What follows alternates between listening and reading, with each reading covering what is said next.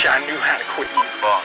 This seems so Very fun. There's no place like home. I'm gonna make him an offer he can't refuse.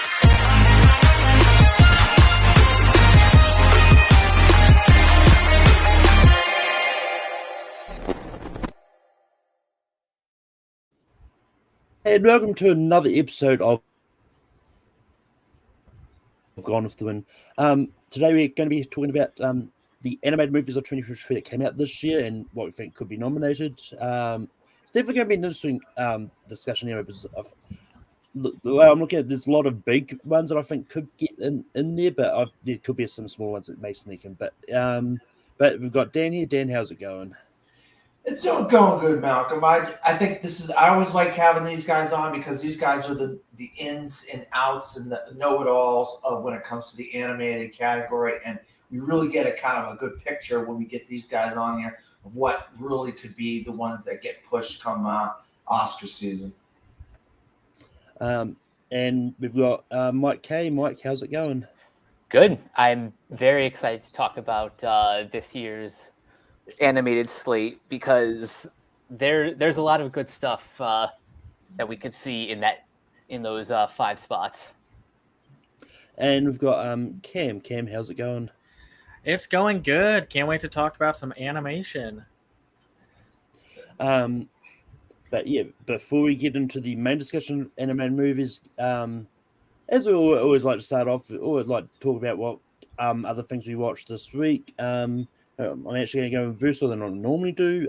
Cam, what did you watch this week? Well, I'm watching one animated film. I can't really talk about it right now since NDAs won't let me until the 15th. But I did watch Heart of Stone, the new Netflix action spy thriller. I wished I liked that movie more. I thought it was fine. It was more forgettable than bad. I was thinking they would learn from Extraction 2, which I actually very much liked as an action movie.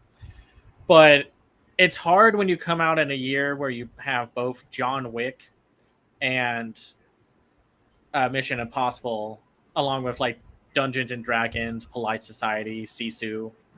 It's a strong year for action, a strong year for comedy, but also a good year for animation. I watched the 1973 film Johnny Corncob, which is this Hungarian animated film that was inspired by the visual style of the Yellow Submarine movie. And if you want to watch it, it's actually readily available. If you buy the Son of the White Mare Blu-ray, it comes with Johnny Corncob as a bonus feature on there, along with, I think, 1 or 2 shorts. Either way, you get a good bundle of animation for your $1 there. And Mike, what did you watch in the past week?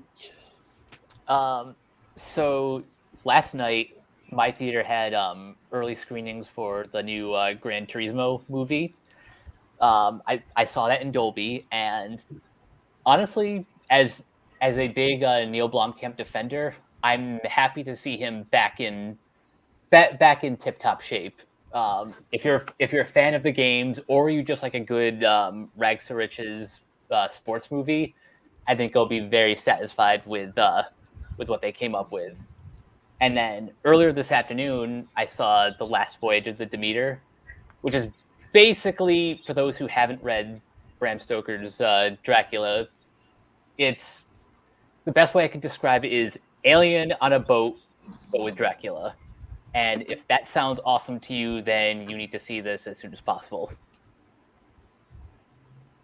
And Dan, what did you watch in the past week? Well, I did watch Gran Torino about 2 weeks ago, but I couldn't talk about it because I was under embargo until Monday.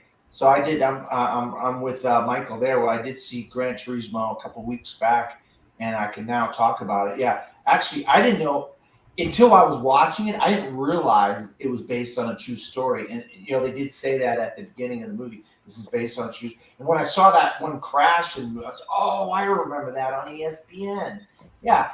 And I didn't put the two together that Gran Turismo and actual racing were a combination, and until I was watching the movie that they have these sim drivers now that are trying to get into actual racing cars, and it's this big thing over in Europe and stuff. But Yeah, I mean, I liked a lot of the technical aspects of the movie, the racing, the cinematography, like how they were adding the computer effects in there. I was just really kind of not fit, like not super happy with the script. I just think that it was kind of a weak script. And Archie Madekwu, the kid who played the main kid, Jan, I didn't like him that much. And then Orlando Bloom was just terrible. The one actor in the whole thing that actually saved it was David Harbour, who it was like He was great. He was in a different movie than everybody else. It's like this guy was acting, and these guys are all just phoning it in as these other guys. But it's a decent. I mean, August, and I'll tell you the same thing about Voyage of the Demeter, which I saw on Thursday. August is where a lot of January, February, and usually August is where a lot of movies go to die. And so studios are just going to put their movies to see what they can get out of them. Sometimes they get a diamond, and sometimes they get a lump of coal. So same thing with the Demeter. I mean, I know about Bram Stoker's Dracula, so I knew that the voyage, the captain's log that the Voyage of the Demeter is based on is like chapter 7 in Bram Stoker's Dracula and stuff like that. So, and they only touch on it in the book. They only touch on, the movie Bram Stoker's Dracula by Francis Ford Coppola. So it's good to see that whole story get fleshed out. And it's a self-contained Dracula story, which really makes sense. It started out a little bit slow and then worked this way, and it was really interesting, So, I mean, you're not going to get the greatest things since sliced bread here with the Voyage of the Demeter or Gran Turismo. But, I also saw a movie called My Animal. It premiered at Sundance this year. It's a movie about a girl who's going through some transformations, and she sees another girl and she likes her, but she's trying to hide her family's secrets and her own secrets. And I really liked it a lot, but it's getting mixed reviews out of Sundance and other people. So if you haven't seen, keep an eye out for My Animal coming up. Also, oh God, what else have I seen this week? Heart of Stone as well. Actually, I'm on the opposite side of the camera here. I actually like Heart of Stone. I absolutely hated Extraction too. I thought that was a piece of garbage. Heart of Stone actually gives you some backstory and some interesting plot development of the characters and the world around this whole spy network and stuff like that. And I thought Gal Gadot, you can see her progression is getting better and better as an actress in some of these movies that she's in. So I really actually enjoyed Heart of Stone. Also, Red, White, and Royal Blue is a very popular book that came out, and it's about a relationship between a prince of England and the son of the president of the United States. They get into a relationship, and they have to deal with the consequences of being very high-profile people in the world, being involved with the royals in England and the presidency here in the United States, while there's a election going on and stuff. And Uma Thurman plays the president, which was weird. But I never read the book, so I didn't have anything to go off of. But actually, I thought the movie was decent considering the LGBT subject matter that it was dealing with. I thought it was more of a lighter fare than some of these. I saw passages, a couple that was much more serious, So, but Red, White, and Royal Blue is on Amazon Prime. If you haven't seen that's I think I talked about enough movies that I've seen this week. And there's Nico. There's some. What, Malcolm? My mic was echoing really bad from someone, but it's all good now. There we go. But yeah, so for me, some of the things I saw in the past week, I finally got around to seeing the A24 movie A Ghost Story. I didn't like that at all. I just thought it was boring. I finally got around to watch the New Zealand horror movie Housebound, which was done by the same person that Megan. It's a lot of fun and a really interesting twist to the haunted house premise, which I won't spoil here. And I also got around to see. I also just rewatched Pee Wee's Big Adventure, and then I've also watched Law Abiding Citizen and My Bloody Valentine. I watched a whole bunch of stuff, but I'm not going to rattle off everything that I watched. But moving on to the next topic, it was probably about, I think it was the last episode we talked about that the Emmys were definitely moving. We've actually got a new date. We've actually got a new date now. It is going to be January the 15th, which is Martin Luther King Day, from what I understand. But Dan, what are your thoughts about the Emmys new date? Yeah, I'm not a real happy camper about it. I mean, because that's basically Oscar season. January is when we get in the SAGs and the Golden Globes and the Critics' Choice and all that stuff. I wish they would have just taken like late December, late November, early December to put it in there, where because all these shows are kind of being finished their runs. Like a lot of the reality shows are finishing their runs by that time. I think there's a lot of people out of school, out of work, whatever. Maybe they could have gotten more viewership in early December, late November, early December, where you would have had people on vacation for Thanksgiving or kind of taking their breaks for Christmas and stuff. Maybe you could have slid it in there. But I guess they decided that they don't think that this thing is going to get settled, which I could have told them that. I don't think this thing is going to get settled anytime soon. So they decided to go with January instead. It is a day off for everybody. It's kind of a holiday in this country. So maybe they're looking at viewership and thinking, well, everybody's going to have that day off. Maybe they'll watch the Emmys. Who knows? Yeah, I mean, it's probably one of those ones they probably didn't want to put it in the Christmas season because they just didn't think it would work. I mean, it's one of those ones, from what I've gathered from someone I follow on TikTok, apparently the studios are actually going back to we're in negotiation with the WGA yesterday. Yeah. Like they've also agreed to the media blackout, so they probably won't hear anything about it unless something drastically happens in it. But Mike, what are your thoughts about Emmys going to be January 15? I mean, I get that if it's something they have to do, it's something they have to do. It is kind of interesting though that they moved the ceremony back, but voting still ends in about a week. So, like, I don't think like the results are going to be any different, but audiences' retention for these shows might be affected. And Cam, any thoughts on Emmys moving to January the 15th? They wouldn't have to keep moving everything if they just paid the bloody writers and actors. Exactly. Yeah. Like, They won't do. they're willing to go the long way around to find a solution instead of just doing what they want to do. Because now they have to deal with every other award season show and what have you to deal with, and they wouldn't have to if they just didn't screw over everyone. So that is definitely true. But yeah, I mean, it's one of those ones like, despite circumstances, I think January 15th is probably the best time for it because it's not too much into Oscar season that's going to take too much away from it. And because I know they've got, because I think I said last time, I think they've got the Critics' Choice around this time, and so I think SAG's February. I'm not too sure. I think Golden Globes, the Critics' Choice around this time. There was something else that I know what is around this time, but I can't remember. But Probably anyway, Golden Globes, Malcolm, because they usually is the second week. Usually, the second weekend in January is the Golden Globes. oh, okay, Yep. so it is. Yeah. For some reason, Yeah. I thought the Golden Globes was later, but that actually works. So for some reason, I always think the nominations for the Globes come out in January, but they don't. But anyway,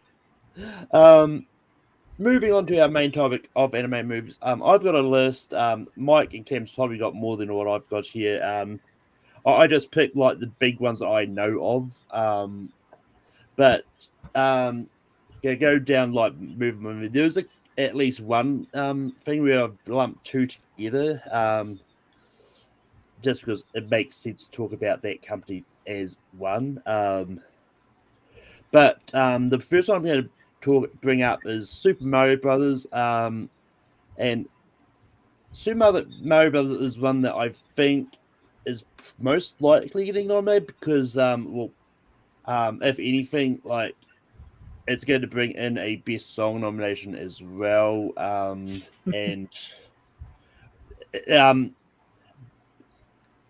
but Dan, what are your thoughts about Super Mario Brothers?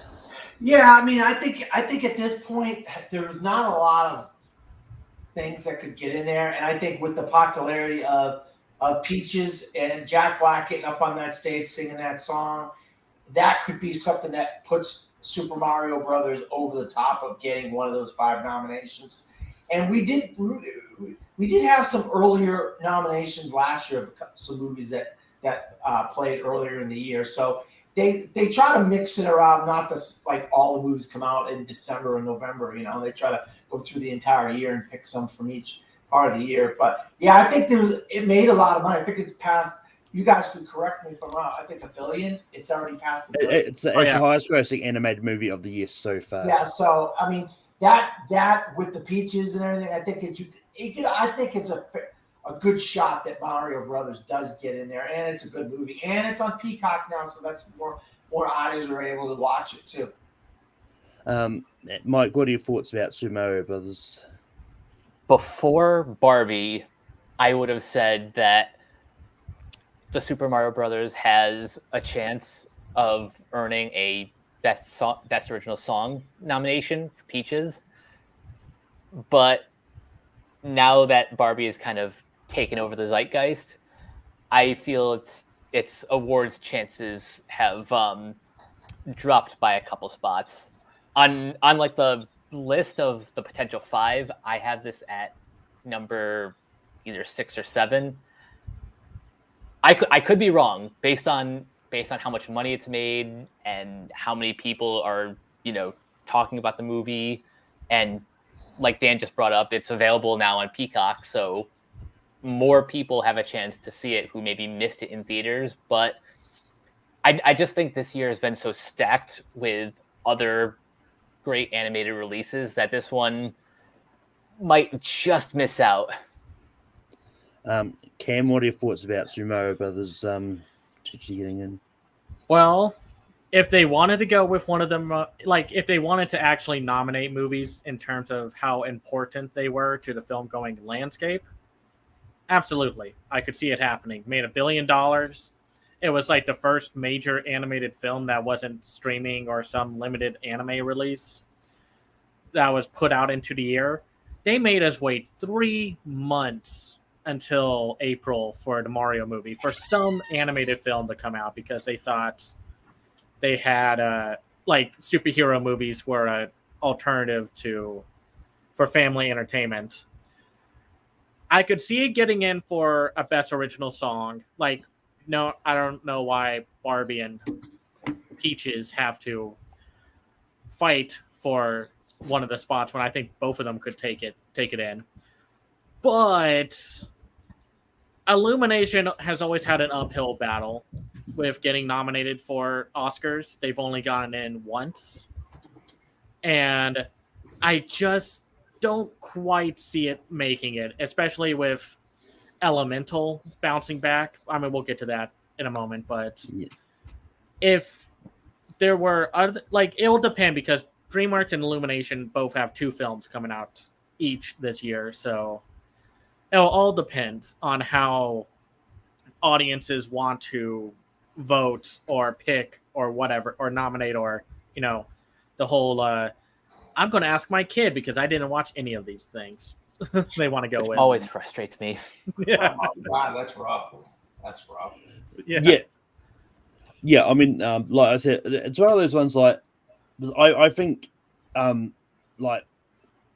this point, I think Peaches is staying in that zeitgeist. So I think it's going to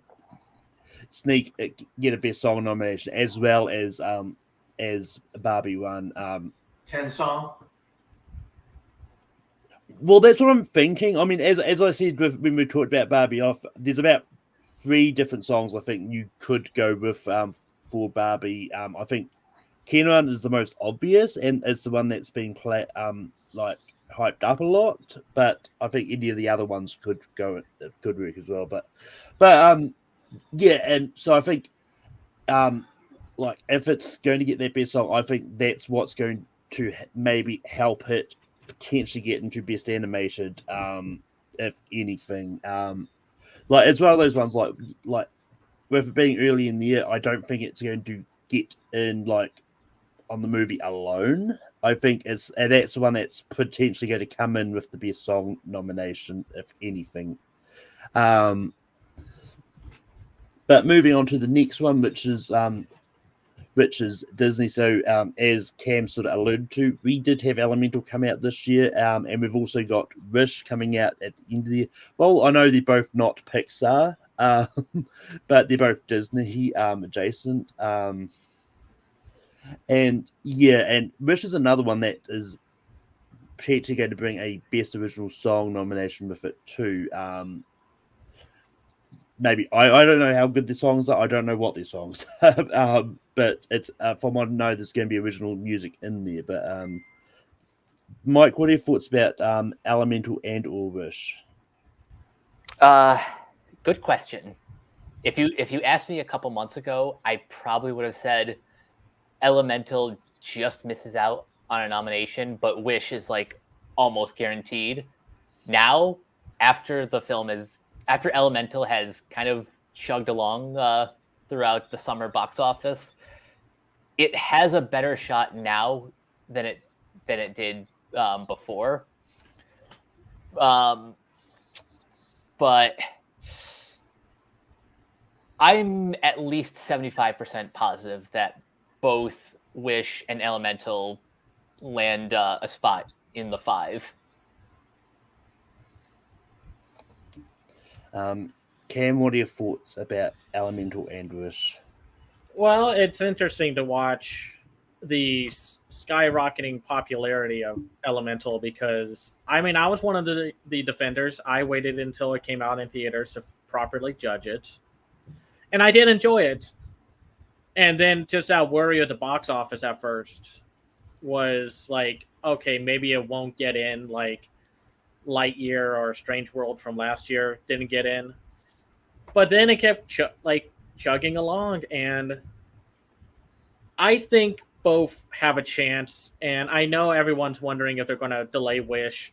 I think that's an utterly asinine thing for them to do because it's supposed to be their big celebration of their 100th anniversary. Exactly. I think we're going to see it. I don't think they're going to move it.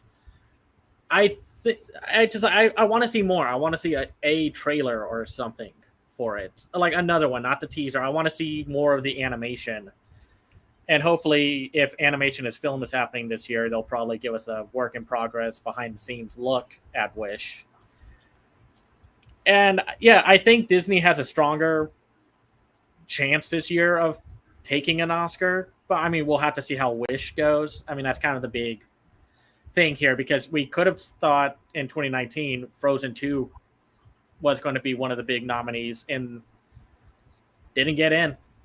So, I mean, they still won with Toy Story 4, but still.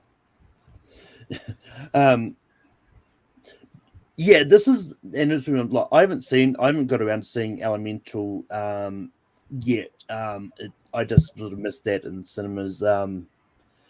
And as it is, I'm going to have to wait till it goes on Disney Plus because Disney decided to stop releasing physical media in Australia, which I'm assuming includes New Zealand. But that's a whole another issue.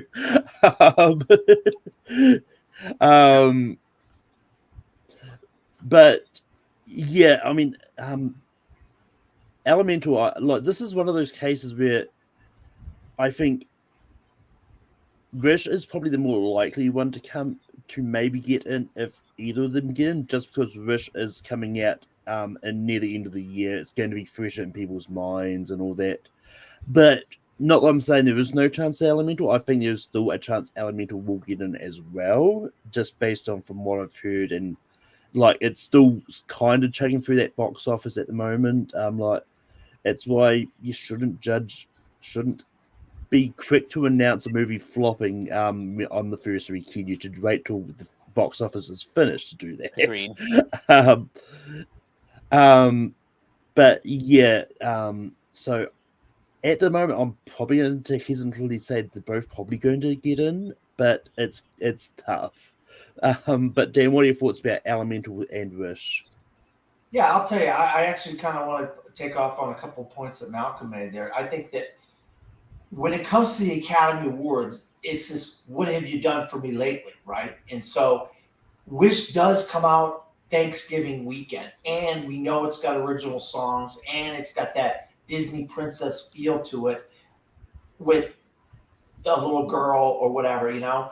And they've been kind of doing this type of thing with realistic kids nowadays instead of these princesses and stuff. So it's all depends if it will resonate with people. But I think with Wish having that primo slot in November, there's a lot more eyes are going to be able to get on that, and people are going to kind of forget about Elemental a little bit, unless the year as a whole in animation kind of falls a little bit short, and then Elemental might pop back up in there. And like there's a song at the end of Elemental that's fantastic, but I also like the story of Elemental, fathers and daughters and sons and this whole not mixing and all this kind of stuff that you could relate to, because the world is a melting pot now, especially America is a melting pot now. We have different cultures mixing together and having relations and stuff like that. So I think it really has a story that resonates with people in Elemental. I've seen it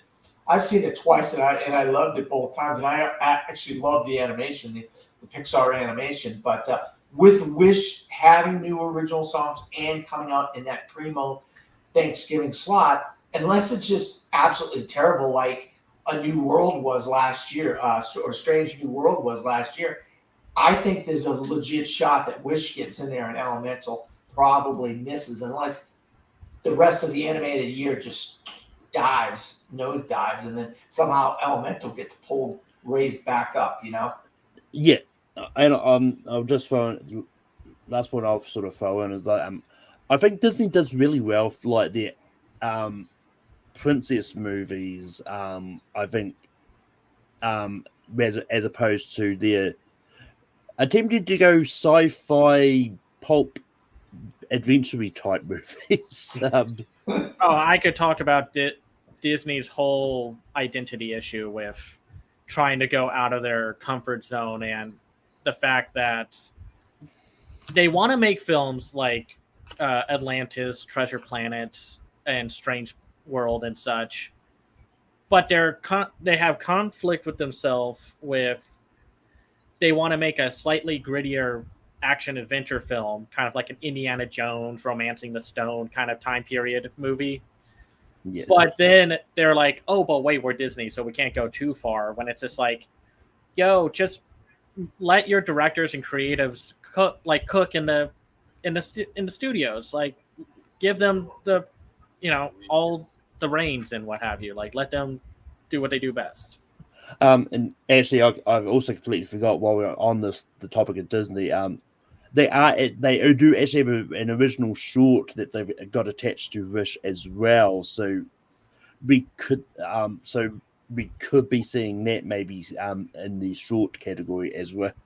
And what's your thought, real quick? What you guys thought about Carl's? What was it? Carl's date? Yeah, it was cute. I wish it could have gone a little more in depth, but it gets kind of a pass for me because it's the last thing we'll see Ed Asner in. So yeah, same. It was sweet. It could have done more, but it was sweet.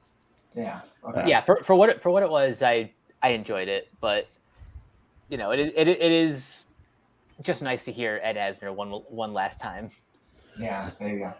No, but moving on to Sony, and they had Spider-Man Across the Spider-Verse come out. This is another one that I think we saw the first one get nominated. I think, and it won. And do think this has a good chance. But Cam, what are your thoughts about Spider-Man Across the Spider-Verse? Oh, I think this one's going to get in. Like, controversies of the working conditions aside, I think Across the Spider-Verse. Hold on. There we go. Sorry. I think Across the Spider-Verse is going to get in. It's one of the most talked about and loved movies of the year. It's going to bounce off of the hype and of the previous film, like beating out Disney when they were having kind of a lesser year. And yeah, I think like it's that one. I think that one's set in stone. I think that one's going to take up one of the 5 spots. Yeah. Basically everything that said is kind of agree. I can't agree here. Like this is one that I think has a shot. I mean, this is one I even think. I know there's been a lot of talk about this, but I think this one, like, there's definitely a good conversation that maybe this could sneak into Best Picture as well as animated. But I'm not too confident on that prediction, but I do think this is definitely getting Best Animated. But then again, as we said with Frozen 2, there's a chance that this one could, for whatever reason, the Oscars want to go the Oscars way, and this could miss, but who knows? But Dan, what are your thoughts about Spider-Man Across the Spider-Verse? Yeah, well, the first Spider-Verse movie won the Academy Award for Best Animated Feature. So, and this one, people are saying it's either better, if not better, than the original. And I'm not the biggest fan of this. I mean, I like it, don't get me wrong. Something about the animation of these Spider-Verse movies that rubbed me in the wrong way. I read thousands and thousands of comics, but whatever reason, I just don't like the animation in these Spider-Verse movies. I actually liked a lot of the story elements involving Gwen and Miles' family stuff when they're dealing with their families and that kind of dramatic stuff I thought worked way better. And a couple of the side characters like Daniel Kaluuya or like the Indian Spider-Man or a couple of the Issa Rae as the pregnant Spider-Woman or whatever. Some of that stuff worked better than the actual Spider-Verse story for me, and the Vulture stuff. Again, that was interesting. That was some interesting animation. The animation is fascinating. It's very interesting. I just am not like blown away by the animation in the Spider-Verse, but it's definitely. I mean, this is probably the top. It's Gold Derby is going to have this as number 1 on their odds list. So I mean, this has definitely got that number 1 spot. Everybody else is fighting for the final 4 spots, basically. But Mike, what are your thoughts about Spider-Man Across the Spider-Verse? Personally speaking, this is the number 1 spot. We will probably talk about the number 2 spot later, but if for whatever reason Across the Spider-Verse does not make it into the 5, that will actually be a legitimate snub. Most people when they use that term, they kind of use it incorrectly, but to me, the definition of a snub is a movie that you would think is guaranteed to win, but never gets nominated. Lego Yes. was the one. Everybody talked about the Lego movie. That was predicted to win. It didn't even get nominated. It's like, what the heck is going on? That's like the perfect example of an animated snub. Oh, that one's never. No one's ever going to let that go. No. Never. No. I think there was another one that I've lost now, but moving on from one superhero movie to another, I've got Teenage Mutant Ninja Turtles: Mutant Mayhem, and this is I want to say it's Paramount. Yeah, it's Paramount. It is. Yeah. So I haven't this hasn't even released yet. I haven't even had a chance to see this. So from what I've heard, it's good. But yeah, it's definitely going to be one that was. I don't know if Paramount has actually got a nomination Best Animated before. Rango. Yeah, in 2011. Oh, God, Rango won it all. Oh, I love it. Yeah. Oh, Yeah. So So I Yeah. think TMNT is probably good. Might have a good chance to maybe upset like some of these other ones from getting in and but I don't know much about the movie, and that I know from what I understand, it's the same kind of animation as Spider Verse, so it's going to be interesting. But well, I mean, it's from what I've heard, it's very that similar, fast paced. I don't know how to describe it. But then, what are your thoughts about TMNT Mutant Mayhem? I'll tell you what, I freaking love this movie. I thought it was fantastic. Ice Cube steals the movie as the villain, Superfly or whatever his name is. Yeah, Superfly. This is like a gritty style. Like if you're watching a 1970s film and you see the gritty, grainy style of the 70s movies, that's what this movie is. It has like a gritty, grainy style, but in animation, which is you're like, wow, how could they do that with animation? But they do. And it really lends itself to like the dirty, the grimy New York that the turtles live in under the sewers and stuff like that. I don't think I've ever seen animation like this before, and that's what really gravitated to myself towards the movie when I saw it, and I was like, oh my god, this is incredible. And I think solidly at the number 2 spot right now.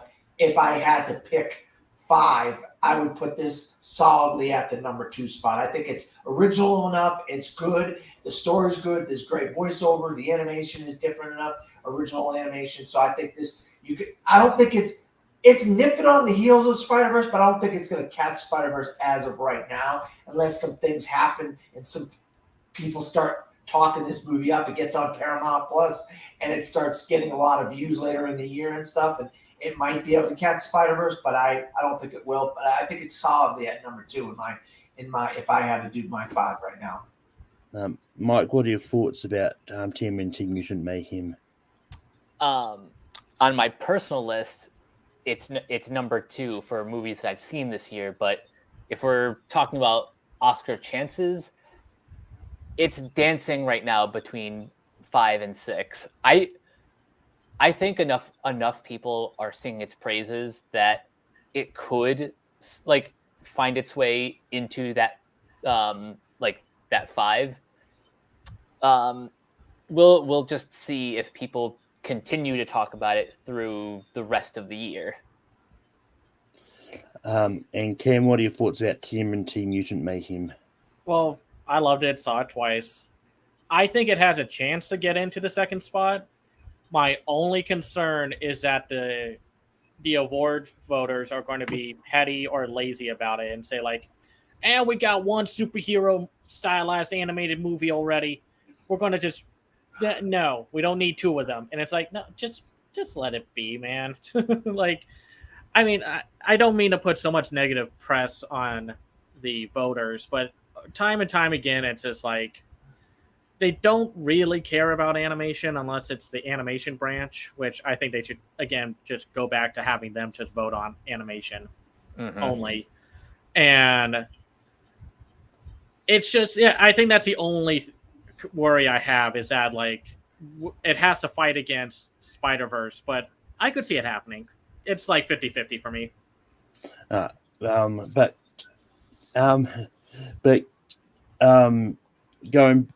Moving from that to a movie that clearly everyone went to see, it made a lot of money at the box office. Ruby Goldman, Teenage Kraken, everybody.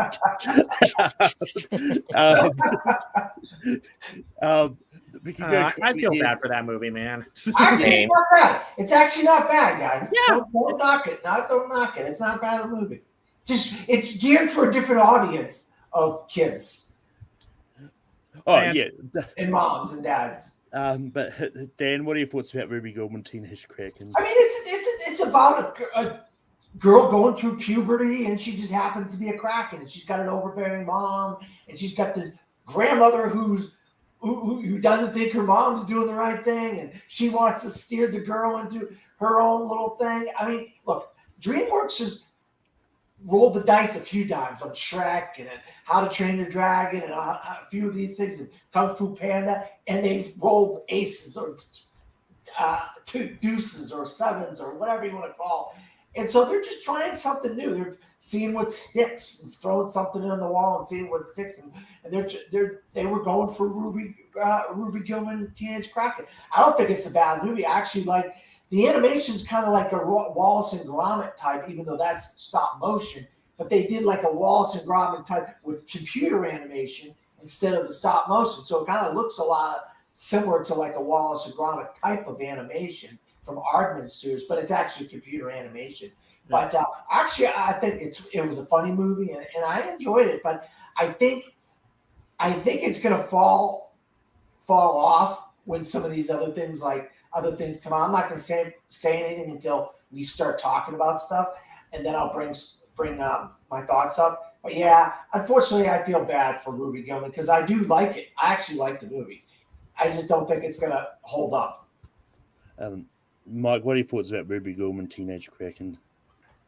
If this movie came out like in like the mid to late 2000s, it would have been a shoo-in for like that 5 spot. But in a year this competitive, as much as I enjoyed the movie, I don't think it has like any chance of breaking in. I mean, sure, stranger things have happened, but right now, I don't think enough people are talking about it. And Cam, what are your thoughts about Ruby Gilman, Teenage Kraken? I mean, kind of hard to talk about a movie that only had like a week in the box office. I mean, in theaters before they're like, nope. That movie got stuck in a bad place. Like It did. It right was before Indiana Jones. Yeah, right before Indiana Jones, before Barbie and Oppenheimer, and Mission Impossible. Mission Impossible. But like Nolan's nonsense of like, no movie can come out 30 days or more, or like 30 or something, 60 days before my movie comes out, and you can't release another movie 30 days before, like after, so I can have all the screens. Like, it got stuck in a bad place, and then there was like Nimona, which we'll talk about later, from Netflix, and the Turning Red comparisons didn't help. Even though I loved its like I would describe the animation as Fleischer era animation because it's all very rubber hose, and I think if it had a stronger third act, people would be talking about it more. And who knows, maybe when it hits Peacock, it will gain an audience and people will actually watch it. But I think I don't think DreamWorks has a good chance this year. Barring whatever Trolls band together is, like, whether it's good, okay, or whatever, I don't think they're going to get like a Puss in Boots: The Last Wish kind of surprise entry this year. Yeah, no. Nah, I think you're right, though, actually, Cam. I think that's a very good point you made there. Like, yes, Puss in Boots: The Last Wish came out at the very end of last year, but everyone talked about it so much for months, like months on end. I got to see a work in progress and got to meet the director, and they gave us like the first 30 minutes of it. And like, people were talking up that movie for like up until the Oscars. And the animation was really beautiful. That painted kind of animation, like they made it look like a painted thing. You know, that was quite fascinating kind of animation. Yeah, so that one, I mean, like, and last year it could have gone also with The Bad Guys because of its more cartoony animation as well. I just don't think DreamWorks has something that's going to grab audiences because the Trolls movies, they're very successful with the audiences and viewers, but not award like favorites at all. I don't think the other two ever got in, and I don't think not the first one, not the second one, even though the second one could have easily done because of 2020. But we don't want to get into that. But I don't think it's going to be an awards hopeful per se. And I mean, we'll see with Migration, but I guess we'll talk about that later. So no. Just quickly, I thought I'd look at the box office of Ruby Gilman. Like, it made $41 million worldwide. Like, it didn't even do well overseas. But I mean, from what I understand, from what I've heard people talk about, apparently they really mismarketed the movie as well. I think the trailers didn't help it at all. So yeah, it was one of those ones. Like, I just felt I bring it up as like I had no faith this was going to get it all. Like, And there's a couple earlier ones that came out too, Malcolm, that I don't know if you got on your list. Couple that came out before Ruby Gilman, came out before Mario, came out before Elemental earlier in the year that probably aren't going to get into the picture, but they did come out in theaters. So I don't know if you have them on your list or not. Maurice. If I don't, Mike's probably got them. So I do too. So I have 30 movies on my list, so I am very thorough.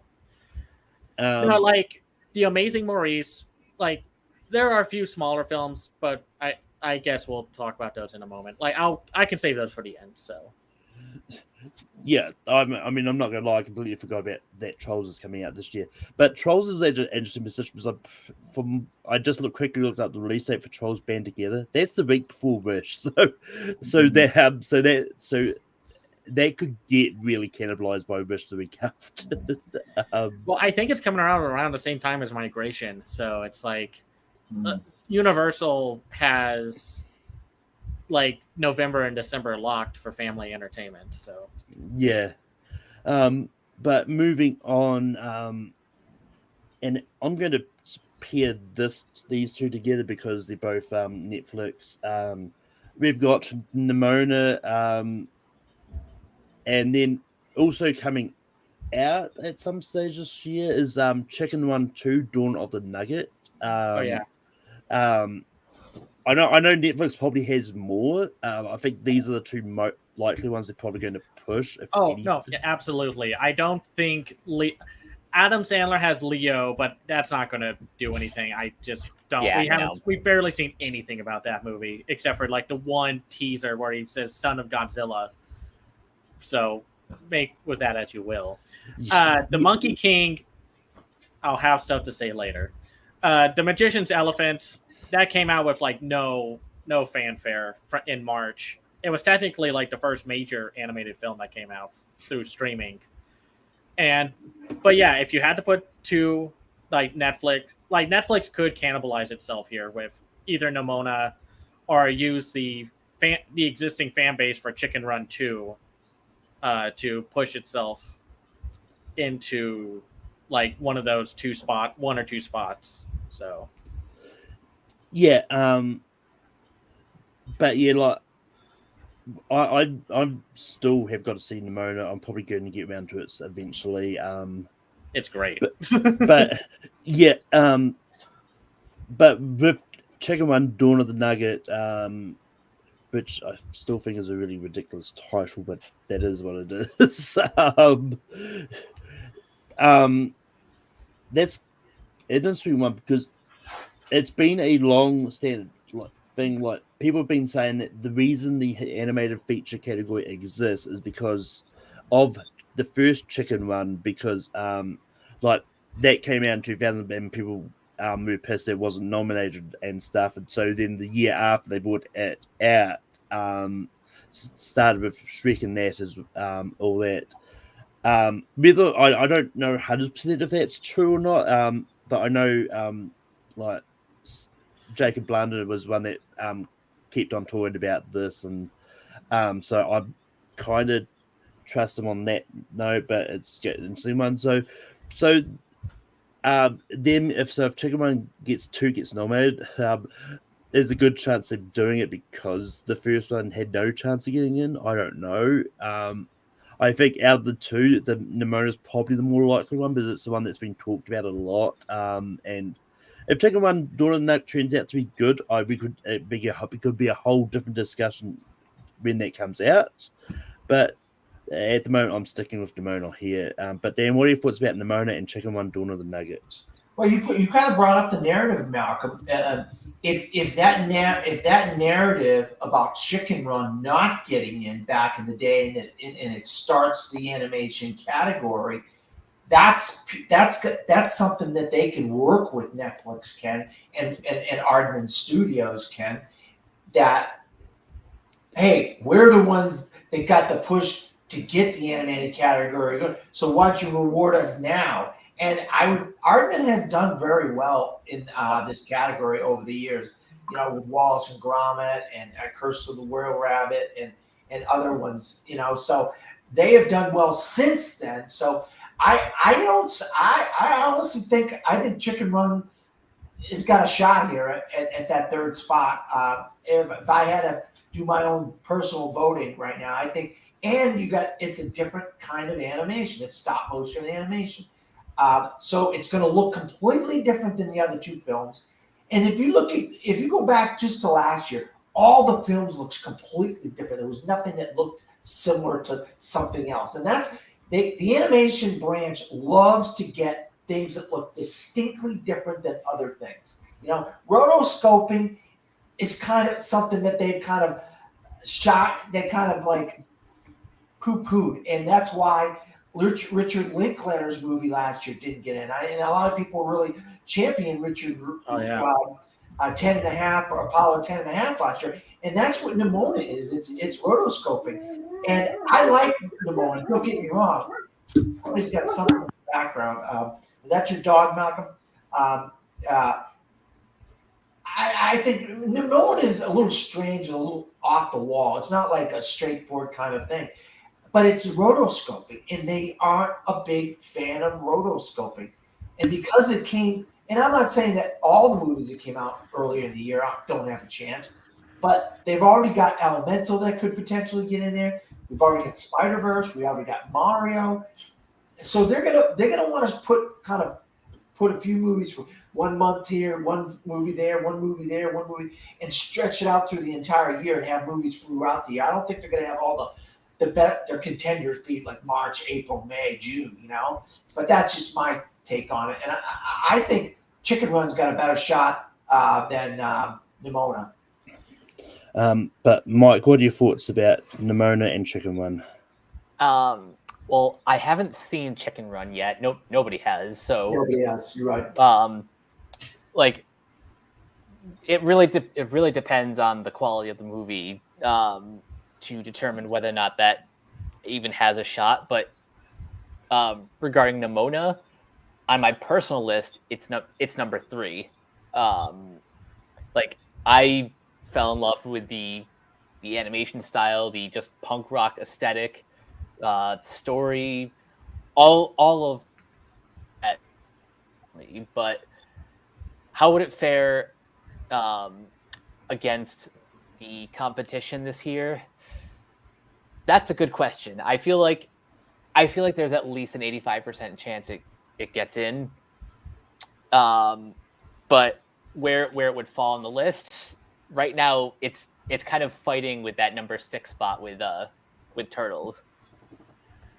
I could see Nimona getting in because of its production history and the whole like Disney shut it down and then it was brought back to life. And it was a very popular movie for Netflix, like constantly in the top 10 for a while. And people really love a good underdog story because this is exactly that kind of thing. And the only thing that I think Chicken Run has above Nimona is the Aardman fan base. Like Aardman has been nominated a couple times with the Shaun the Sheep movies, both getting nominated in 2015 and 2020. And the only one that didn't get in was Early Man, and I liked Early Man, but that was a stacked year with everything going against it. You know, don't put your movie against Black Panther. That's all. Yeah. For back then. But yeah, I could see Nimona getting in or not getting in. It's up in the air with how the Academy wants to go this year. It's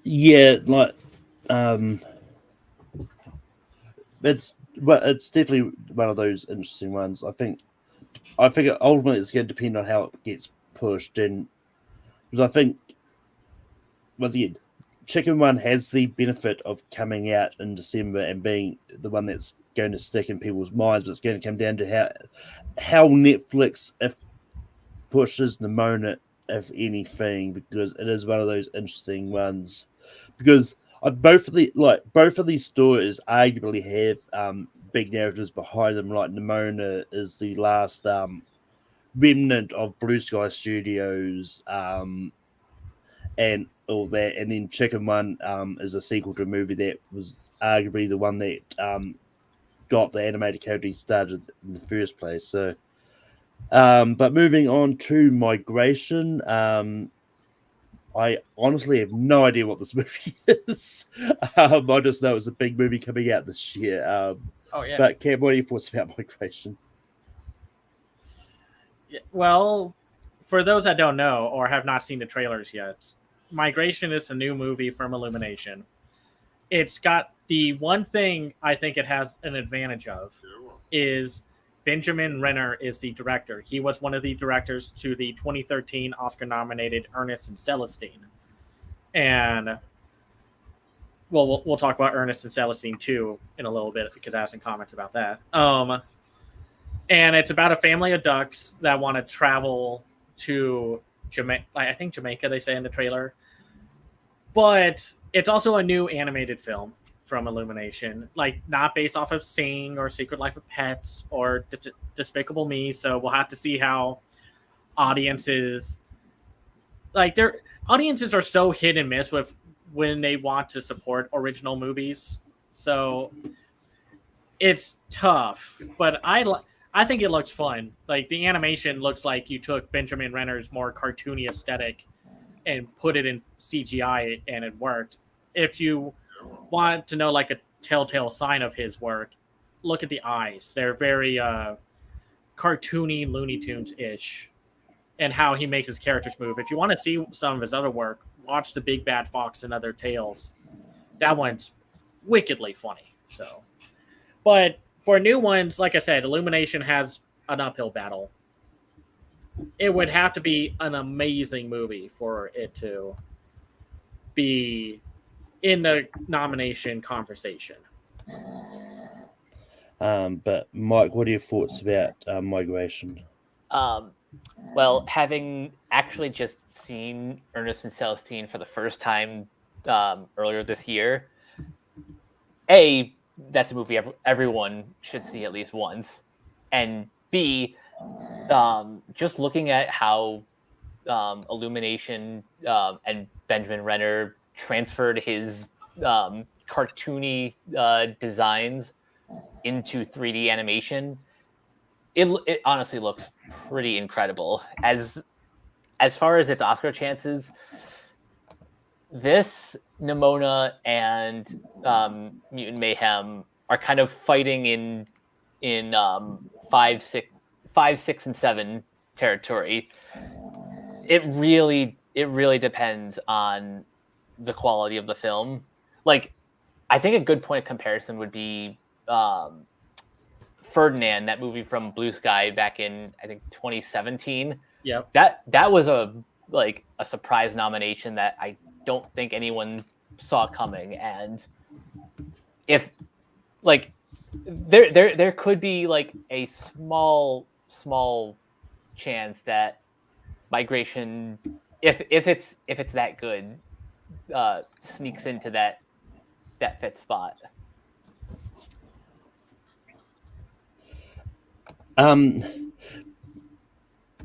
Dan, what are your thoughts about Migration? I'll tell you what, guys.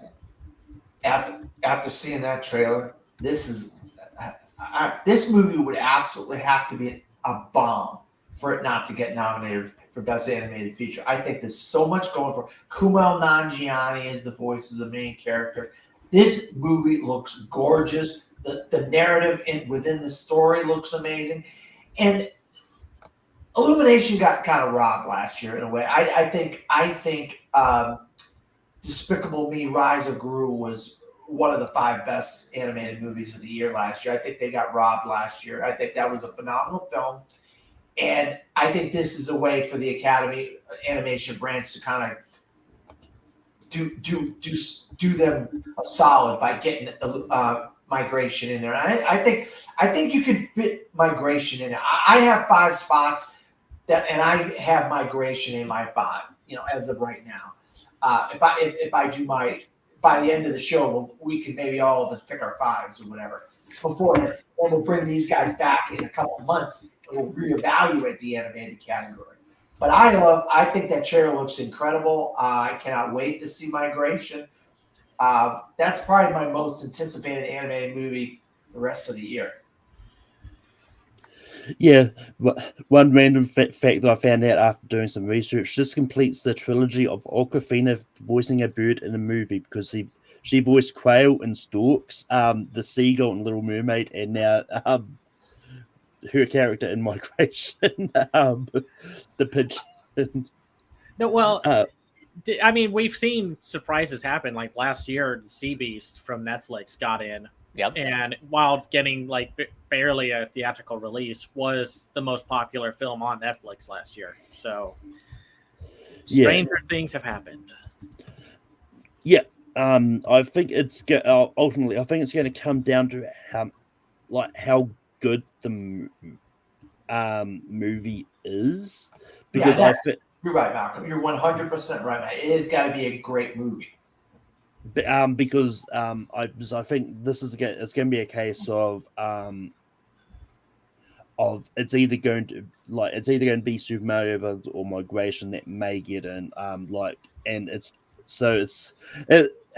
going to be one of those things. I think it depends on how Illumination does their whole for your consideration spiel and that, but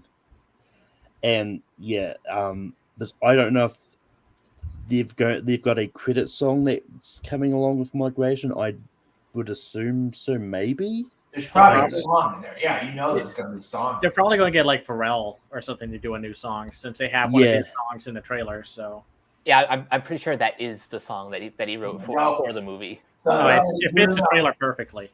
They're already gearing up. They're already gearing up for a push with that. With you bringing Pharrell along with you, you're gearing up for a push. But anyway, I don't know if this one has a shot, because the first one didn't. That's what I've put it in here anyway. It's Paw Patrol: The Mighty Movie. Mike, any thoughts about Paw Patrol? There's no way this is getting in. I mean, again, stranger things have happened, but I just sincerely doubt that any awards body is going to take this seriously. They barely take animation seriously as it is. There's no way they're going to take Paw Patrol: The Mighty Movie into any consideration. Yeah, Dan, any thoughts on Paw Patrol? I don't boycott movies, and I try to see as many as I can, even bad ones and stuff. And I don't think I'm going to go see this, guys. I think I'm just going to skip Paw Patrol. I think I got better things to do than see this movie. Unless my niece really wants to see this, I don't think I'm going to go to the press screening of this. If there is one in Orlando, I have to look up my emails and check my emails and see. But yeah, I mean, that's the thing with Paw Patrol. Like, it's for very little kids. I mean, not that to dismiss what the hardworking animators do with putting these movies together, but it's like my nephew is just grown out of that, out of Paw Patrol, so it's just like, yeah.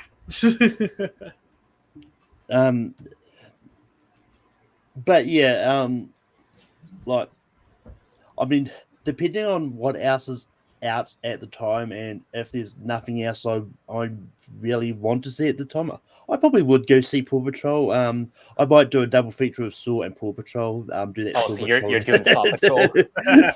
Malcolm.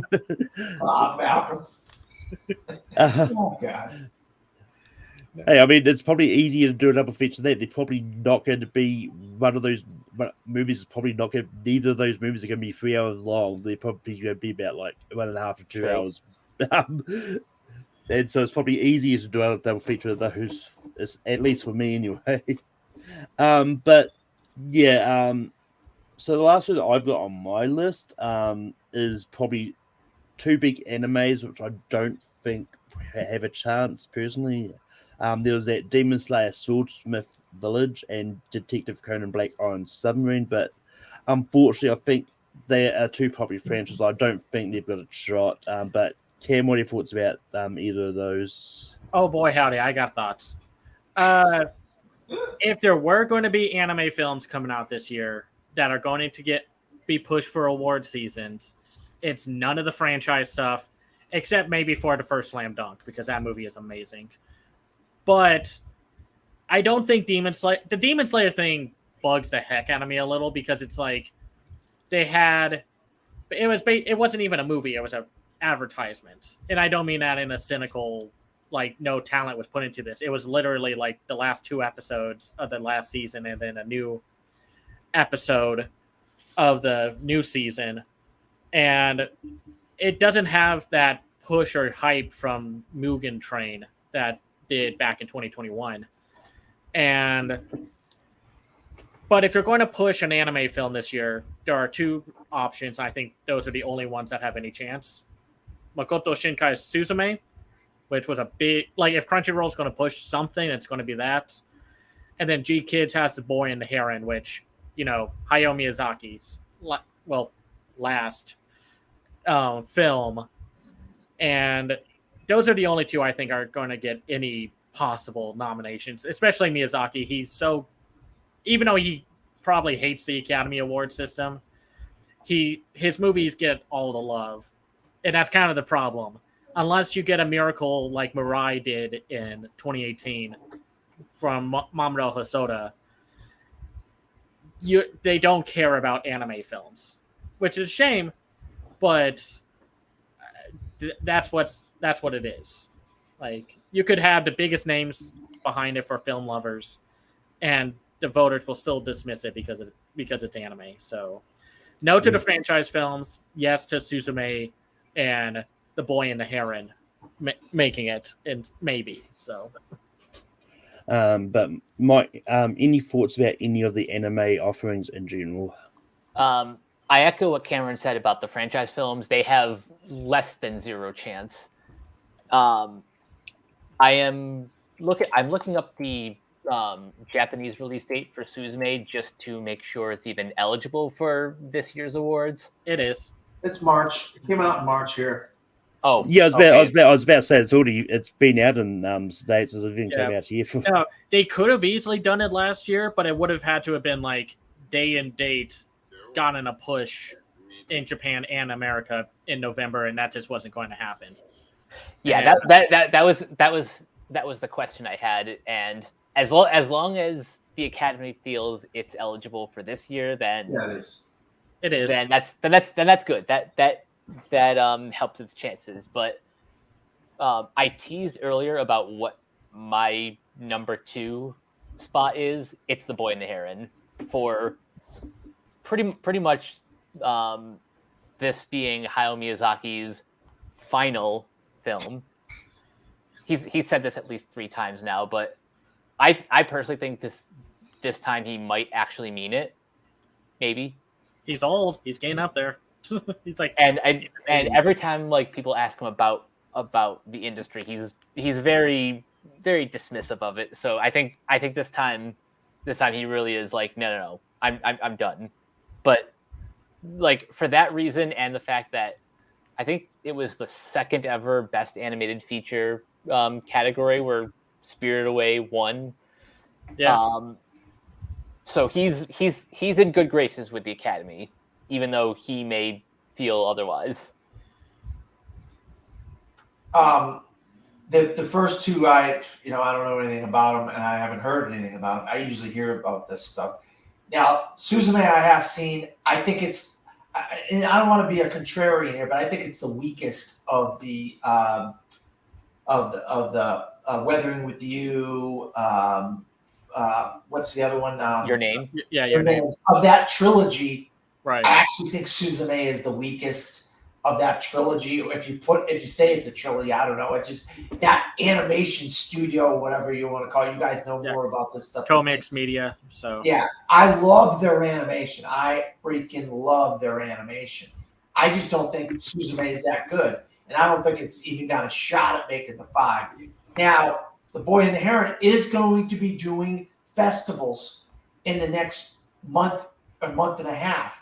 So if it gets that festival run, in some of these couple of these Venice and some of these festivals. Toronto, maybe. I don't know Yeah. which festivals. So far, it's been confirmed for TIFF. So TIFF. Yeah. So if it gets like blows their minds at TIFF, somebody's getting kicked out of that race, and it might be either, like you said, Malcolm. It could be Mario or Migration, and Illumination gets knocked out altogether. They have two of the better films. I haven't seen Migration, but just speculating, they could have had two of the better animated films of the year, and they get knocked out again this year because of a Hayao Miyazaki film. And we all know, and I don't want to. This isn't hyperbole here. We all know they love to get a foreign film into this category if they can, whether it's France, whether it's Japan, whether it's wherever, they try to get something from another country into this category every year. So if The Boy and the Heron is as good as what you guys are predicting it's Miyazaki, obviously. We don't know until Toronto when the reviews start cropping up whether it's any good or not. We got a real 6, 7 films, 8 maybe, that could really be fighting for those 5 spots. And you got a great race for animation again this year like you did last year. Yeah. I mean, it's one of those ones like, well, yes, typically every now and then they do try to get a foreign animated film in there. Last year they didn't, so I think it's. They used to be. Sorry, they used to be very good at that. 2015 was probably the best year for animation nominations because it was just like one Pixar, one UK film, one Japanese film, one film from Brazil, and then I think the Peanuts movie or something like that got in. So it's like I know they're trying hard and they have to go against so many voting nonsense, but I don't want to write it off as like they don't want to come off as ignorant to overseas productions like they do with the whole best foreign film getting their own category, but then they don't show up anywhere else. So it's just like, yeah, so because like as I think the year before, the thing that helped Flea get in, I think, was the fact that it had the pushes in other categories that was helping pushing it for animation. So I think, and its festival run. Yeah, so I think it's one of those ones like I think with anime. Is there a Canadian documentary type thing like Flea this year, or am I mixing? There's one called Aurora's Sunrise that's coming out, but I don't know what the distributor for that one is. I saw that one last year actually at Animation is Film, and if you want to talk about like Neon, since they distributed Flea from last year, they do have a film coming out called Robot Dreams, which is a wholly silent mute movie, kind of like the Triplets of Belleville, which got nominated all the way back, and The Illusionist in that regards. What was the one with the painter? Loving Vincent. There's one like that. There's one it's called The Peasants, and keep an eye out for that one. Yeah, like there are a few animated films I think people should watch out for in terms of like the smaller releases. Like Tatina's getting a Oscar run this year. I saw that film last year. It was amazing. Probably my favorite film from Animation is Film. There's Blind Willow Sleeping Woman. There's the new film from the Have a Nice Day director, Art College 1994. Ooh. There's the stop motion film coming out, The Inventor. There's a beautiful 2D animated film coming out called Kinsuke's Kingdom. That's from the UK and like Europe. I'm seeing The Inventor this week, actually. Oh, nice. So it's getting a run through here, so that's good. There are some others like Nina and the Hedgehog's Secret is by the director of the Oscar-nominated A Cat in Paris. Ernest and Celestine, A Trip to Gibberitia could get in there because of its nomination and such from 2013. Nothing. You don't think Maurice the Cat's got a shot then because it's so far back, and then it's British. It's British. Yeah. You don't think Maurice the Cat's got a shot at it? No, I don't think it does. I think if it had a better distributor than Viva Kids, then maybe. But I mean, I like that movie, so I'm not putting it down. Hell of a Yeah. hell of a cast, right? I mean, Yeah. yeah. And then they have like Dragon Keeper, which is being directed by the same guy who did it, Bunwell in the Labyrinth of the Turtles. If you haven't seen that animated film, do so. I love that movie. It's from 2018. If I get Warrior King, I will tell you guys about it. But I mean, right now they're being really hard on me about trying to get Warrior Yeah. King. I mean, don't know. It looks interesting. I've only seen some stills of it, so I don't know. You know. The animation looks really interesting for that one. Yeah. The problem with a lot of smaller releases is because they're from smaller distributors, whether it's Netflix, like G Kids, Shout Factory, 11 Arts, Neon. I'm still shocked A24 hasn't got one in yet. Like I know they're dipping their toes in animation, but they're not going like Neon. Well, they got it last year. They got Marcel the Show with Shoes On. What are you talking about? Oh yeah, that's right. That was them. Sorry, sorry, my bad. That was amazing. I mean, depending on how you want to argue for it, though, because I've finally seen Marcel's like. I don't know if it should have counted.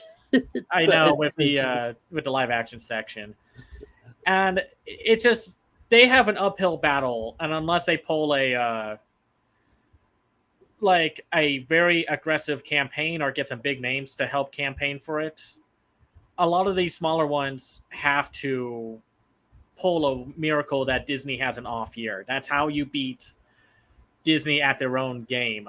Is Disney has an off year. It was like that. That's the thing we were talking about, Cam, is like give us the critics a shot at the Warrior King. And if we love it, then we're gonna sing the praise. We're gonna sing it to the rooftops. We're gonna say, hey, everybody should see the Warrior King. Warrior King needs to be seen by American audiences. Everybody needs to see this movie. But then when you start being what's it called? Kept how's that saying go? Where you're like locking the door, where you're not allowing people to see something. Oh, like you're shut out. Yeah, you're being shut out of these things. Then we can't talk about it because you won't let us see it. You know, and that's the big thing with the Warrior King is like August. This is a dead month. This is a terrible month for movies. You put that thing out, and critics have a chance to see that thing, and it's great. Boom!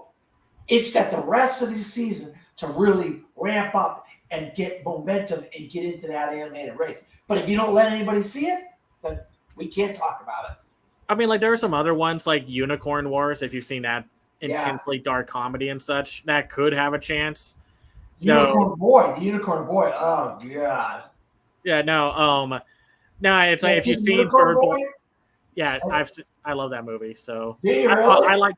I've seen Bird Boy and the Forgotten Children. It's by the same director as Unicorn Wars, and unfortunately, that one didn't get in 2017, which I thought it could, but it was too dark for its own good. But whatever. Yeah, but anyway, I mean, this whole discussion does bring up a point, and I kind of think might be worth talking about because, and hearing about all these anime, I'm not a big anime person, so I'm not always going to be there, but it seems like a lot of the time, like it's always depending on how big the major releases are, if one could sneak in.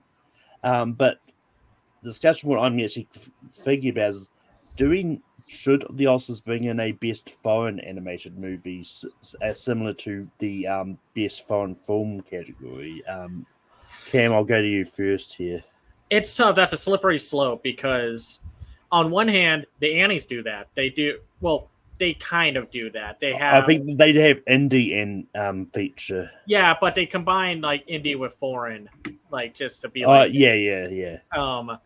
But I mean, that's the only thing. That's the only downside to it because then otherwise, it's like, why should it have its own category? Does that mean they're not as good as U.S. animation, even though a lot of foreign animation and indie animation are just like.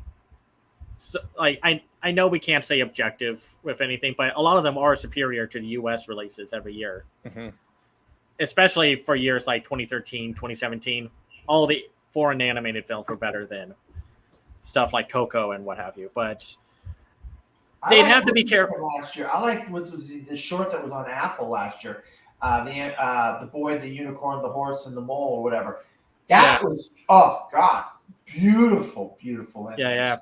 Now it's tough, and they'd have to be careful about it because that, like, I think if they're going to start doing separate categories, that means anything that shows up in those categories should show up in the other ones as well. So that means instead of just Best Actor be all British or U.S. films, have some other foreign actor noms and such. But I don't know. It's such a hot button topic with how to, like, what do you change? What do you not do? You definitely don't do that most hyped thing scene. Yeah, no. Because as much as I don't like the voters, I don't trust fan voters and audience goers at all. So Yeah. I mean, I don't know if that's a hot take or controversial, but it's just like that's how you get the Flash scene from Zack Snyder's Justice League taking that thing. There's a reason why they never done that again. So Well, I mean, that whole thing was Disaster. like best scene from a movie that there was, like, it could have been from any year. There's like a lot of it was very recent stuff, and they were just the Snyder Bros. And but I mean, it's one of those ones like because I think everyone's already saying that about, like, do we really need the foreign language category as well? But that, so this, Yes. I do see your point on this, on it, Cam, as well. Like, people could be the same with this, but it is what it is. But Mike, what are your thoughts about this? So the problem with creating a Best Foreign Animated category is kind of an extension of what most people will complain regarding the Best Animated Feature category. Like people already consider that kind of the kids table for movies, because only 3 times has an animated feature been nominated for Best Picture, and all 3 of them have been Disney movies. So putting in like a second category, like, is, as Cameron described, a very slippery slope. But speaking of Best International Feature, I am wondering, do any of you think that The Boy and the Heron might have a chance of getting nominated if Japan has submits that one? That. Yeah, they pick that as their pick for they want to put up for Best International Feature, foreign language feature. And it's as good as, I mean, if it gets that buzz coming out of Toronto and it starts building that momentum, that could be the first animated film in the Best International / Foreign Film category. Great point, Michael. Great point. Well, it wouldn't, because Flea got nominated. Yeah, Flea got nominated for 3 categories that year. You're right, Malcolm. You're right. I don't know why. I thought there was a Canadian animated documentary thing coming out this year, but I guess I'm wrong. But, I understand. No, I think. Look, if you can't get Best Under 18 Oscar performance, or you can't get Best mocap / voiceover performance, and you can't get Best stunts, Malcolm, how are you going to get a second animated category? Come on now. Well, I mean, no, I was as one of those ones, like, with that whole discussion, like, about them being so much good anime out there. I thought I'd throw it out there, and honestly, I think it's probably more likely that to happen than we do get Best Stunts. As unfortunate as it is, because I do think that all the categories you said deserve to be there. I just think that if there is a big push for it, I actually don't think there ever will be a big push for it. I think that is a most likely thing that could happen, but it is what it is. Cam, what were you going to say? Cam had something to say.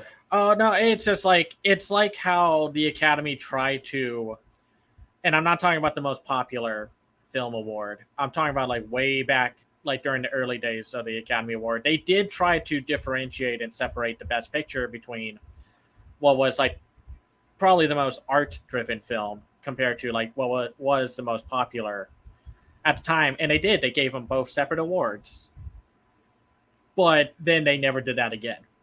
So I think it's impossible for them to add something else unless they, like, if Tom Cruise comes bursting through their window saying like, "Hey, make a stunt category, you cowards," and If and there's it's like, SAG stunts, there's stunts with SAG. If you get Yep. stunts on SAG, why can't you just do the Academy Awards? Because the SAG is the largest voting body there is. yeah, So you're telling me that they wouldn't want to see stunts at the Academy Awards? Casting director, voiceover / mocap, under 18 performance. I mean, come on, man. These are the kids. The last time a kid won an Academy Award was Anna Paquin for the piano, and we've only gotten a couple animated child performances since then. Haley Joel Osment, Jacob Tremblay, and there might have been Haley Steinfeld for Keisha True Castle Grit. Shoes. Yeah, I mean, not very many have even got nominated, let alone. yeah. And that needs to be a damn category. This is getting ridiculous, but I know. Make more categories. Yeah, Like, I great. think so. I believe Yeah, there no. should be more categories. No, I agree. Like, if you're going to make more categories or do something, like, just do it. Go all out. Best stunts, best, yeah, like you listed. So, like, All right, now let's go, guys. Okay, we're gonna hold you guys to these 5. We're gonna All do right. everybody's 5 nominees for best animated feature. Right now, we're gonna bring you guys back in a couple of months, maybe 3 months or so, and we're gonna revisit this category. We're gonna revisit our picks. We're gonna All write right. all this down. We're gonna hold you to these picks. Malcolm, do you want to go first? Or do you want these guys to go first? Those guys can go first. Okay, oh, Mike. I see how it is. No. Give me your 5. Give me your 5 right now. Give me one honorable mention today, and we'll come back with you guys in a few months. We're going to revisit this, and we'll see if we Alrighty. change anything or if it's the same. All right, right. so Mike, number you go one is Across the Spider-Verse. Okay, number 1, Cross the Spider-Verse from Michael. Write that down, Malcolm. I'm not writing them down. Well, we got to come back and revisit this episode later on then. All right, go ahead, Michael. Number 2, The Boy and the Heron. All right. Number 3 is Wish. Number 4, I'm saying Elemental. And number 5, Nimona. Wow. All right. Okay. Give me an honorable mention right now as of today. Honorable mention. I'll give you 2. My number 6 and number 7. Number 6 is Mutant Mayhem, and number 7, the Super Mario Bros. Movie. Okay. All right. So we're going to come back to this episode. We're going to write all this down. We're going to make sure we hold you to these in 3 months when we come back with you guys. All right, Cameron, your turn. So yeah, number 1, Cross the Spider-Verse. Number 2, Boy and the Heron. Number 3, Nimona. Number 4, Elemental. Number 5, golly. I'm going to say, man, it's like, do I want another foreign animated film to get on there, or do I want what is going to be more realistic? You know what? I'm going to say Suzume. So, All right. Wow, you went out on a limb with that one. All right, Malcolm, you want to go first? You want me to go first? I'll go first. All right. I'm going to go Super Mario Brothers, Wish, Spider-Man Across the Spider-Verse, Chicken Run Dawn of the Nugget, and Nimona. Wow. Okay. All right. Now I'm going to go with Elemental being my honorable mention. honorable mention. Okay. All right. I'm going to go with Spider-Verse as number 1. Teenage Mutant Ninja Turtles as number 2. Sight Unseen, The Boy and the Heron at number 3. Number 4, Sight Unseen, once again, Migration, The Great Migration, whatever. Number 5, Wish. and number 6, Chicken Run Sight Unseen. All right. So that's I forgot about Wish. I'm gonna trade out Suzume for Wish, and then honorable mention goes to Suzume. okay. There we go. All right, so we're gonna go. Me or Malcolm will rewatch this episode. We're gonna write all this down, and then in about 3 months, we're gonna come back to you guys. We're gonna revisit this category because I mean we're early. It's kind of early right now. We really haven't got into the thick of the Academy Awards season yet. But we love having you guys on to discuss this category because we know we got some good guys that know what they're talking about. Thank you. No, it's tough because animation has had such a sporadic release year release calendar this year because it's like I said, unless you are one of those small anime franchise film releases, you wait until Netflix in March with Netflix's The Magician's Elephant, and then April gets Mario and Suzume, and then May you get nothing, and then June You get everything. Give you everything. And yeah, it is sporadic. You're right. Yeah, and then August gets TMNT and whatever else smaller releases we get. Then September, I know we got the Ernest and Celestine sequel coming in. So otherwise, it's really like they're giving us like a drought of a year for animation with these releases. I don't know why. So yeah. It seems like with animation, like every year, it alternates. Like one year there's a whole bunch of big animation and stuff. And then the year after is like there's just a handful of stuff.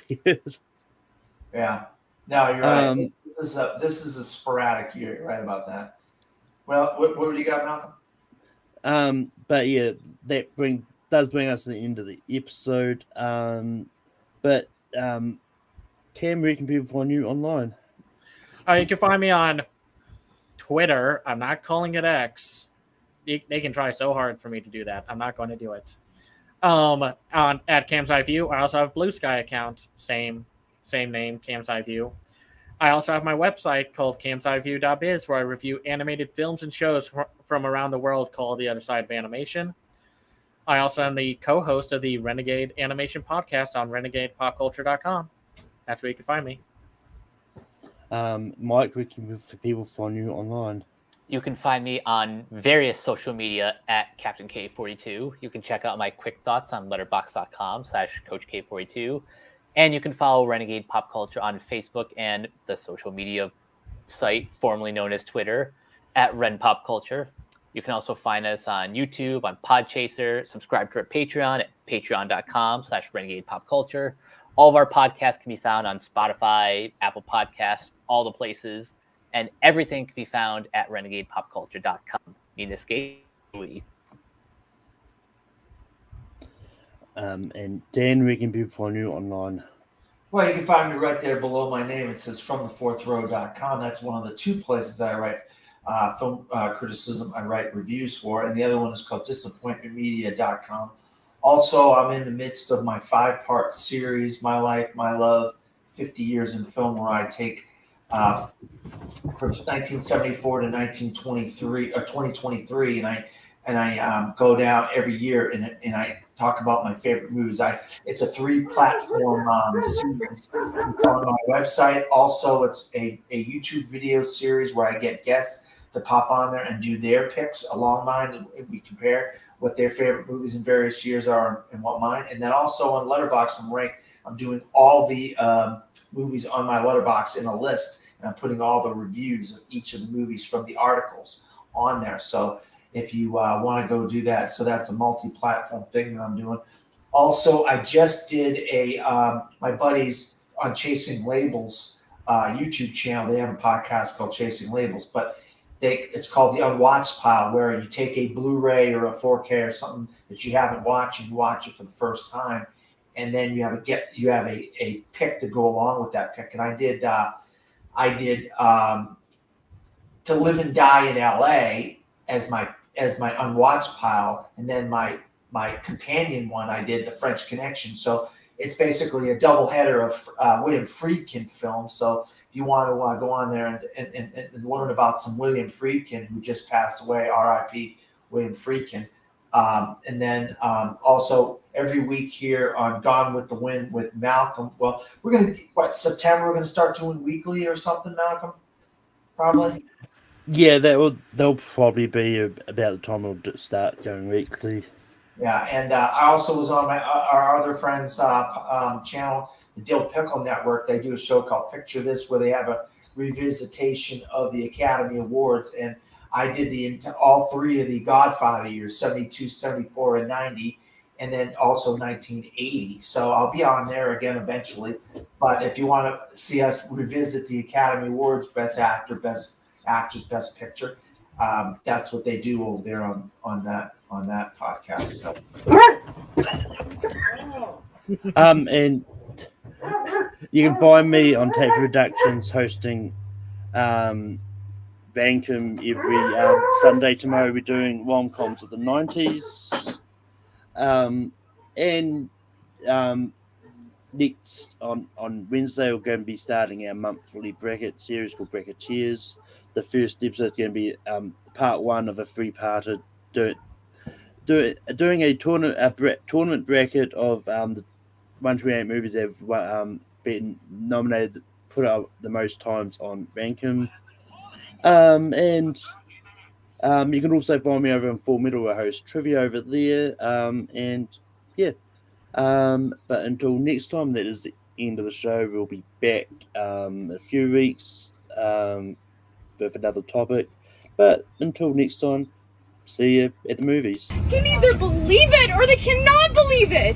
I don't give two